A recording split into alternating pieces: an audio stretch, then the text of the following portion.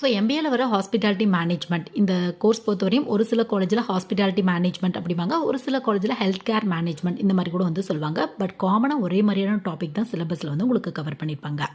So இந்த course எது ரிலவெண்ட்டாக இருக்கும் அப்படின்னு பார்த்தோம் அப்படின்னா, முக்கியமாக ஹாஸ்பிட்டலில் என்ன மாதிரியான ப்ராசஸ் நடக்குது, அங்கே மேனேஜ்மெண்ட்டில் என்ன மாதிரியான ப்ராசஸ் வந்து நம்மளுக்கு நடக்குது, ப்ளஸ் அந்த மேனேஜ்மெண்ட்டை எப்படி ஹேண்டில் பண்ணுறது, அந்த அட்மினிஸ்ட்ரேஷனை எப்படி ஹேண்டில் பண்ணுறது, அது மட்டும் இல்லாமல் ஒரு ஹாஸ்பிட்டல் அப்படின்னா நிறைய ஒர்க்கர்ஸ் வந்து இருப்பாங்க. ஸோ அவங்களுக்கு ஒர்க்லாம் எப்படி செப்பரேட் பண்ணி தரது, அந்த ஒர்க்லாம் எப்படி மேனேஜ் பண்ணுறது, நிறைய டிபார்ட்மெண்ட்ஸ் இருக்கும். ஸோ ஒவ்வொரு டிபார்ட்மெண்ட்டில் என்ன மாதிரியான ஒர்க் இருக்குது, அந்த மாதிரி ஃபுல் அண்ட் ஃபுல் ஹேண்டிலிங் ரெலவெண்ட்டான ஒர்க் தான் வந்து உங்களுக்கு இருக்கும்.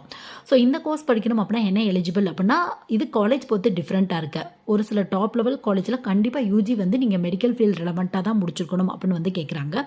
ஒரு சில இடத்துல எனி டிகிரி முடித்தவங்க படிக்கலாம் அப்படின்னு வந்து சொல்கிறாங்க.